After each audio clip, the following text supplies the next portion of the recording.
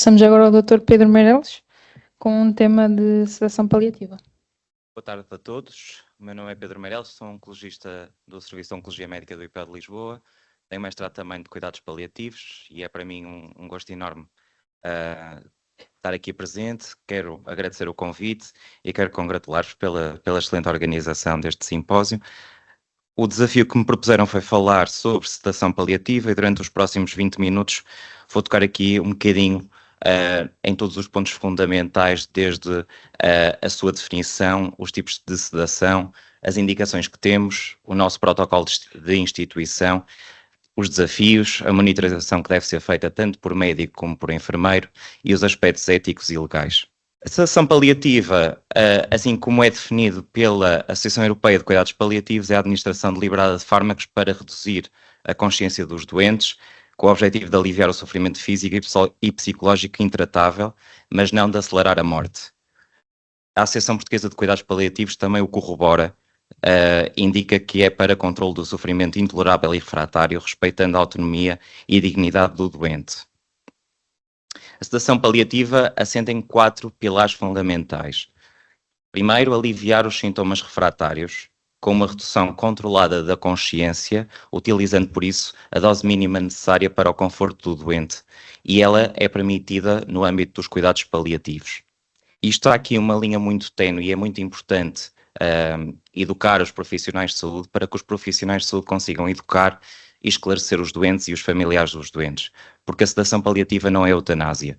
A eutanásia, o objetivo é provocar a dor, para ter uma morte imediata, ingesta de uma dose letal, e isto depende da legislação de cada país, e nós já sabemos que este debate vai estar em voga nos próximos tempos cá em Portugal.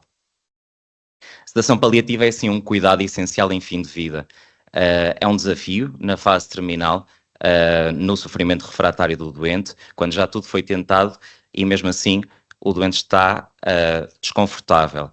É uma terapia focada no alívio, não na antecipação da morte, e é uma decisão clínica complexa, multidisciplinar e ética.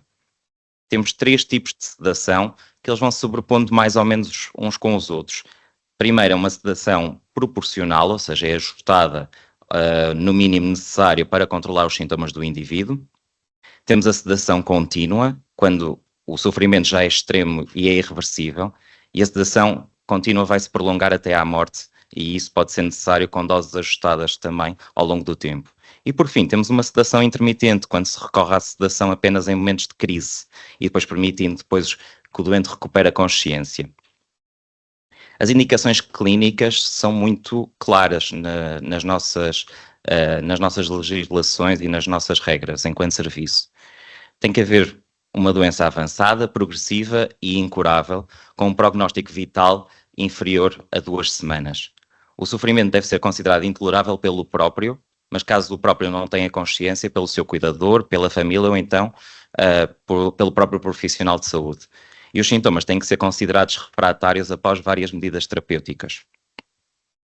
Muito importante é que no processo clínico deve ficar explícito quais é que são os sintomas que levam à sedação paliativa e que medidas é que foram previamente tomadas para tentar chegar a esta última instância. Tem que haver um acordo na equipa de que se deve iniciar sedação paliativa e, muito importante, tem que haver autorização do doente. Se o doente for incapaz de o fazer, tem que haver autorização de um familiar ou de um procurador. O processo de decisão é complexo e é desafiante. Um doente em que se preveja haver necessidade de correr à sedação paliativa, essa decisão deve ser discutida precocemente. Isso é muito importante, isso depende também da nossa experiência, mas também da nossa formação. A avaliação deve ser sempre multidisciplinar e deve ser discutida em reunião de equipa e deve ser unânime. Tem que haver o consentimento informado, tanto ao doente ou então ao seu procurador legalmente delegado. Tem que haver uma explicação clara à família e à equipa, e volto a repetir porque é muito importante, tem que haver um registro pormenorizado no processo clínico. Passo agora a apresentar aqui o nosso protocolo de serviço. Nós inicialmente optamos por utilizar o midazolam. O midazolam é uma benzodiazepina de ação rápida e de titulação fácil. Temos várias alternativas, como a levomepromazina, o fenobarbital ou o propofol, nos últimos casos mais complexos. E eu trago sempre isto para as apresentações, quaisquer que sejam elas, que é um fundamento da farmacologia, que é start low, go slow. Começar com a dose baixa e ir aumentando gradualmente. Como eu estava a dizer, então, o nosso fármaco de primeira linha é o midazolam, uma benzodiazepina de curta ação, tem um início de ação muito rápido, 2 a 5 minutos, quando é administrado de forma subcutânea, e é por isso que o utilizamos. É hidrossolúvel e metabolizado no fígado, e nós temos que estar atentos a possíveis interações medicamentosas ou doença que afeta o fígado. A indução deve ser feita com uma dose de 2,5 a 5 mg a cada 30 minutos. Os bolos variam de 1 a 20 mg. A dose de perfusão, nós utilizamos a regra dos 6 vezes a dose de indução, sendo que a dose de resgate é 1/6 da dose inicial. A dose máxima, por protocolo, são 200 mg por dia. No caso de se alcançar a dose máxima e não tivermos controle sintomático, devemos optar por adicionar uma segunda linha. E nós optamos pela levoampromazina. A levoampromazina é uma fenotiazina, é um antagonista simpático alfa-1, dopaminérgico D2 e serotoninérgico 5-HT2, tem uma semivida muito superior, também é metabolizado no fígado, tem uma dose de indução que é superior também ao do midazolam, está tudo bem definido, uma dose de perfusão que se inicia entre os 50 e os 100 mg a cada 24 horas. A dose de resgate geralmente são de 25 mg, mas nós costumamos utilizar ou costumamos iniciar com metade, 12,5, mas isto é o que foi nas regras. E como é um antagonista simpático alfa-1, isto pode levar a uma hipotensão refratária, e isto é importante, porque nós também não queremos, ao fazer a sedação, causar efeitos secundários ao doente. A dose máxima são 300 mg por dia, e se o doente já está a fazer midazolam, deve ser reduzida a dose do midazolam para metade nas primeiras 24 horas para evitar sintomas de privação. Depois temos outros fármacos, que eu também não me vou alongar muito, o fenobarbital, que é um antiepilético. Quando utilizamos o fenobarbital devemos suspender também de forma controlada o midazolam e a levoampromazina, e em última instância temos o propofol, mas aí nós já optamos pelo apoio da anestesiologia, porque são doses e são fármacos que são anestesiantes, obviamente, e nós não temos a experiência para utilizar. O protocolo que nós utilizamos aqui no IPO de Lisboa e segundo os critérios, quando há uma doença avançada, progressiva e incurável e uma sobrevida inferior a 2 semanas com sintomas refratários e que causam um sofrimento intolerável, nós fazemos estas questões. Se isto não estiver, não houver aqui todas as caixas preenchidas, não há indicação para sedação paliativa ainda. Se há isto, mas nós temos outras alternativas ou ainda não esgotamos todo o nosso arsenal terapêutico, não há indicação para sedação paliativa, e só mesmo, em última linha, é que está a sedação paliativa indicada. E aqui, volto a referir, isto não é demais reforçar, acordo unânime em equipa multidisciplinar, com o consentimento do doente e da família, com informação por escrito. Geralmente, e tendo em conta os sintomas, nós utilizamos o midazolam, mas em alguns casos particulares de delírio, podemos ou devemos começar pela levoampromazina. Não menos importante é a monitorização. O processo de indução deve ser vigiado por um médico e por um enfermeiro a cada 20 minutos, até haver um nível de sedação adequado, e pelo menos uma vez por dia deve ser avaliado o nível de sedação. Devem ser avaliados potenciais sinais de desconforto e potenciais efeitos adversos à medicação. Geralmente utilizamos a escala de RASS, que vai desde -4, que é um doente agressivo e agitado, a -5, que é um doente incapaz de ser despertado. Nós tendencialmente tentamos que o doente esteja entre os 0 e os -4. O 0 é o alerta e calmo, e os -4 é uma sedação profunda, mas que não responde aos estímulos. Nós temos também aqui uma nossa avaliação, que é feita pela equipa intra-hospitalar de cuidados paliativos, que é avaliar o conforto do doente, avaliar a consciência do doente através da escala de RASS e avaliar a família. Se a família tem sinais de distress, se não tem sinais de distress. Muito rapidamente, passando pelos aspectos éticos e legais, a Associação Europeia de Cuidados Paliativos indica que a sedação é uma prática ética, desde que seja utilizada de forma proporcional, com consentimento informado e apenas em casos de sofrimento refratário. A Associação Portuguesa de Cuidados Paliativos emitiu também recomendações alinhadas com a Associação Europeia, diz que a prática deve ser bem documentada, ética, comunicada à família e jamais utilizada como substituto de cuidados paliativos mal implementados. Obviamente, e de acordo com a prática dos direitos humanos, deve estar alinhado todos os princípios, os 4 princípios da beneficência, não maleficência, autonomia e justiça. Para trazer aqui um bocadinho de um exemplo prático, eu trago-vos aqui um caso clínico muito desafiante dos mais desafiantes que eu me lembro de ter tido experiência.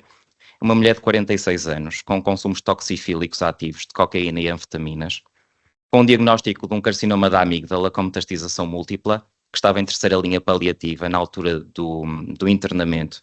A doente foi internada no Hospital Garcia de Horta por uma crise convulsiva, tónico-clónica generalizada. A senhora já tinha metastização cerebral conhecida. Tinha um choque séptico com disfunção multiorgânica. A nossa equipa médica foi contactada para também definir o teto terapêutico na altura. A senhora não teria indicações para unidade de cuidados intensivos, mas foi investido uma unidade de cuidados intermédios no Hospital Garcia de Horta e assim que ficou estável do ponto de vista neurológico, foi transferida, embora não muito estável do resto do seu quadro infeccioso. No internamento, evoluiu com uma lesão renal aguda, que houve necessidade de indução dialítica, várias sessões de hemodiálise, que provocavam também muita anasarca, muita dificuldade de comunicação. Tinha uma pneumonia hipoxemiante, com necessidade de oxigênio por máscara de Venturi, que chegou aos 10, 12 litros, e com sintomas como ansiedade, e também isto capitalizado pela abstinência dos hábitos toxifílicos, uma dispneia que lhe provocava insónia e uma anasarca refratária à diálise. E nós pensamos nestes sintomas, tentamos fazer tudo e aliviá-los, mas já nos indica aqui os 4 critérios, não é, para uma possível sedação paliativa. Precocemente, isto é muito interessante porque nós temos um apoio muito próximo na nossa equipa intra-hospitalar de cuidados paliativos. Chamamos, houve uma discussão em reunião familiar, tanto com a doente como com a família. A doente pediu a sedação paliativa, tudo ficou registado, iniciou uma perfusão de morfina e midazolam, só que 24 horas depois mudou de ideias. Já não queria estar adormecida, queria ter mais visitas, vinha um primo da Suíça, vinha o namorado todos os dias, queria trazer os amigos, começou a ficar muito ansiosa porque, e estes receios são perfeitamente naturais, depois de iniciar a sedação paliativa, é um dos grandes desafios, que a pessoa arrepende-se a certa altura e nós temos que saber lidar com isso. Começou a fazer ingestão de líquidos porque queria ter o sabor das coisas. Havia contraindicação, obviamente, foi ajustada a perfusão e foi suspenso o midazolam, ficou em SOS. Essa noite não foi particularmente boa, a senhora fez 10 SOS de midazolam durante a noite, teve sempre desperta por dispneia, mas também não queria adormecer porque tinha medo de morrer. A certa altura pediu novamente a sedação e retornou a perfusão. Nesta altura o fígado já estava muito comprometido, nós associamos o alfentanil à perfusão, tivemos que associar também o haloperidol, ainda despertava com muita frequência. Havia uma grande ansiedade não só da parte da doente, mas principalmente por parte da mãe, isso foi muito complicado. Inicialmente também não queria falar com enfermeiros, queria falar com o médico, depois já não queria falar com o médico, queria falar com o médico dos cuidados paliativos. E foi um desafio muito grande. Houve uma subida gradual do midazolam até valores que nós temos valores teóricos de 200 mg por dia, que é o teto, mas eu nunca tinha visto valores de 120 mg. E isto devia-se também aos consumos toxifílicos, ou seja, nós temos que nos adaptar bem ao doente que temos à frente. Nós fizemos uma subida gradual, fizemos uma escuta ativa, tivemos que considerar muitos fatores de não subir de repente, de não usar valores proibitivos e com efeitos secundários graves, porque nós aqui não fazemos eutanásia, não praticamos a eutanásia. Queremos o conforto do doente e o conforto da família, segundo todos os parâmetros legais e conforme a nossa experiência nos dita. A doente acabou por falecer 24 horas depois, tranquila no leito, com a mãe, o irmão, o namorado presentes. Vamos deixar aqui algumas mensagens finais. É que a sedação paliativa é um ato clínico, ético e compassivo.